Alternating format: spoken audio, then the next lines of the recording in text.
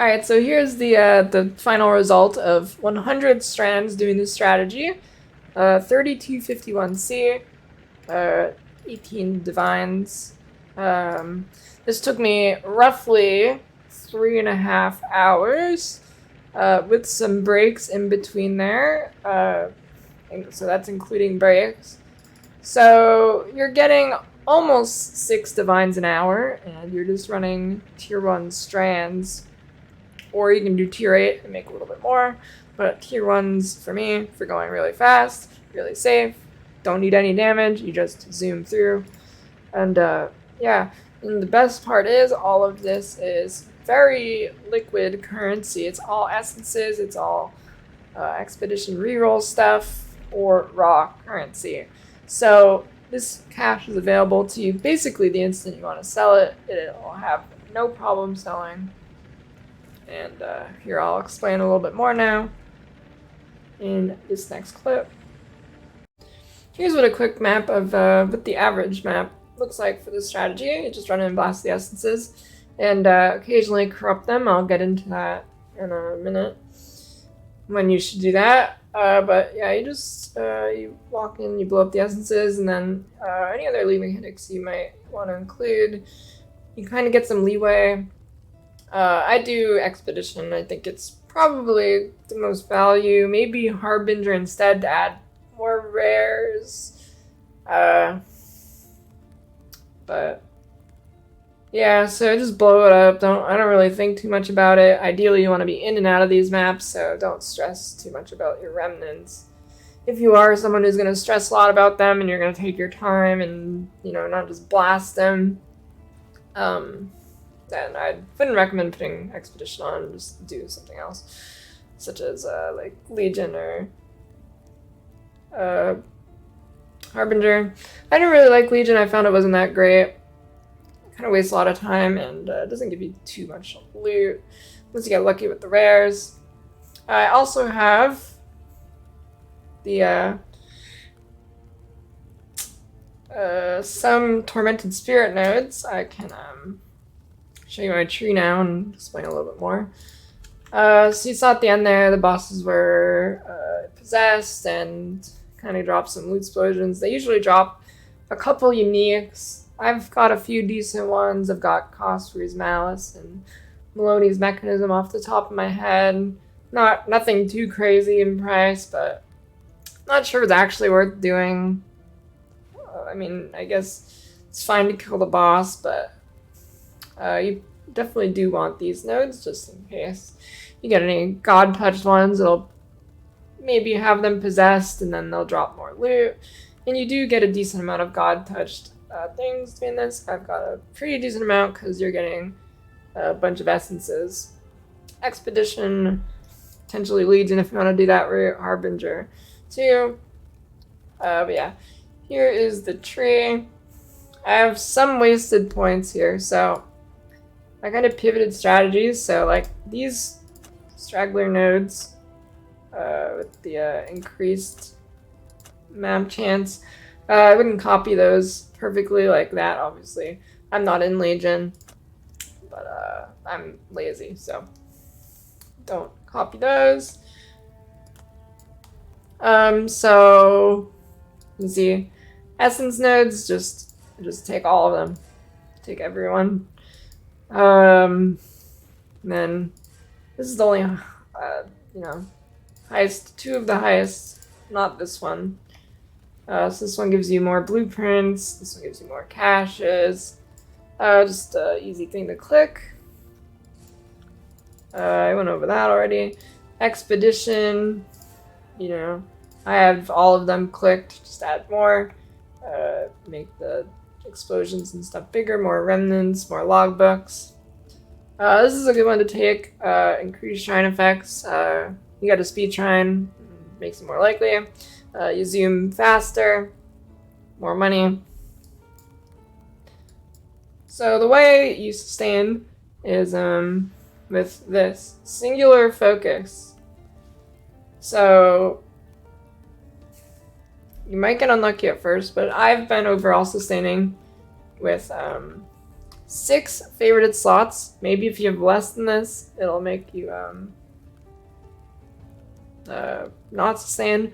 I've been sustaining with 6. Ideally, you have all of them, but it's been good enough at 6 for me. So that is kind of required. You can try it if you have lower than 6, but probably get 6 first.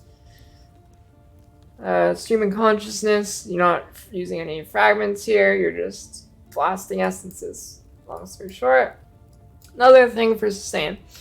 Since you're singular focused, you can only drop strands, right? So these are actually going to hinder your chance to drop strands, because you are running tier 1 strands. So you're making a higher chance to drop, and then you're not dropping strands. Or, I mean, I guess it doesn't matter if you're running tier 1 strands. I'm running tier 1 strands because of hardcore. I have 0 chance of dying. But essences do not scale with map tiers, so you can run tier 1 if you want. If you really want to, like, just zoom through, not worry about anything, blow everything up.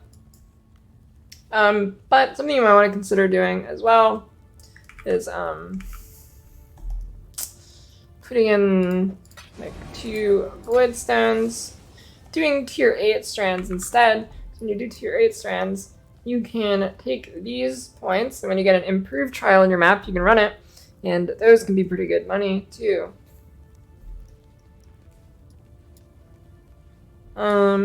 Is there anything else on the tree? I don't think so. And every time you run your map, you're going to want to also make sure you're doing this. It's only 2C, you make it back really easily. Alright. Here is my tab from, this is 100 maps of doing this, 100 strands. I will see, let's get a better look. Okay, so here is the tab. It's about 3400C in hardcore. It will be a little bit less in softcore. Let's see, if I go to just regular, lose about 200C. Yeah. So I did get kind of lucky with Solaris Touch, so maybe a few more divines than you normally get. I've done a couple hundred maps at this point, and prior to this 100, maybe I was getting like 2 or 3 divines, raw divines I mean, so maybe a little bit lower, but give or take 2 or 3 divines, this is about what you'll get. Let's see. I guess I can leave it in softcore Calandra to add. For most players, they'll probably be doing this. I mean, it's pretty similar anyways. So, the thing that's good about this is everything you drop is easily sellable, right? Like, essences, you're gonna fly through selling those. Raw currency, your reroll currency from Expedition, pretty much everything will sell very quickly. So you don't need to worry about having stuff sitting there forever, like random drops that maybe you're not sure if they'll sell or not. This is pretty much money that'll be available to you right when you need it. So yeah, basically all your money is essences, right? There's a few other small things there, but large majority, like 95 plus, is essence money. So that is good. Then in addition to that, excellence does not count stuff like blueprints, which you get a decent amount from, unusual gems, replicas, blah blah blah. You can get some decent stuff from those as well. So you can either sell those, I don't know how much they sell for, but probably run them yourself for the most value. Then you also get logbooks. They're low level, so they're not great, but you're also probably going to want to get run those yourself. but you could sell them. Just don't know what they're worth. Yeah. That is that. And I don't believe there's much else. But then I'd recommend doing a build you can just run through, like Righteous Fire, Death's Oath, I guess, or anything with Plague Bear.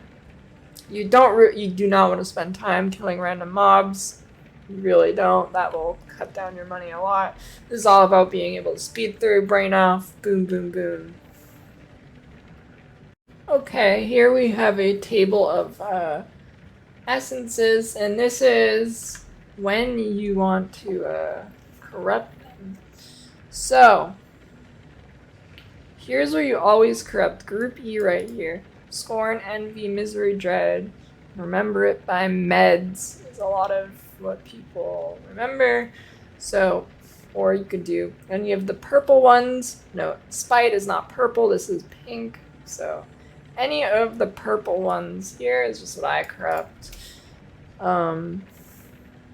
Yeah. And then it can turn into Group F here, which is Insanity, Horror, Delirium, or Hysteria.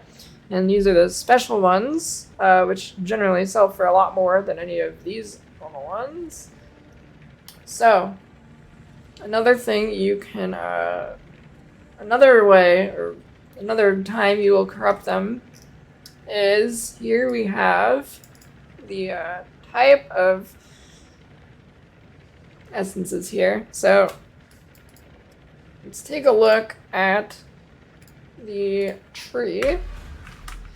Here it says, monsters imprisoned by a shrieking essence in your maps will be duplicated when released. So this means you always want to have a shrieking essence. Now there's times when it's worth and when it's not. So what I do is, if there's a lot of essences on the essence, basically, if there's like 6 or more, or even 5 or more, you probably want to corrupt it. So, say you have essence with like 6 essences. Okay, I'm gonna say a monster with 6 essences on it. Half of them are shrieking, half of them are screaming. Then I would probably corrupt it with the Remnant of Corruption, because it'll upgrade the shriekings, or it has a chance to upgrade the shriekings to deafening, and it has a chance. And then the screamings will also go up to shrieking, so it's still being duplicated. So, if it's all shrieking though, I wouldn't really bother corrupting it, because then you're only getting 1 extra essence, basically, because you can upgrade 3 shrieking to 1 deafening. So if you upgrade the shriekings to deafening, then you're only getting essentially 1 extra instead of doubling it. So yeah, that's that. If it's full of screamings only as well, then you can also corrupt it up to shrieking, so it duplicates. Really, you'll figure out your own flow with it, but it might always just be worth it, honestly, but I'm not doing the math on that. You can if you care enough, but yeah, that is when I'd corrupt the essences. So, basically, purples, always corrupt. Meds, can turn to these.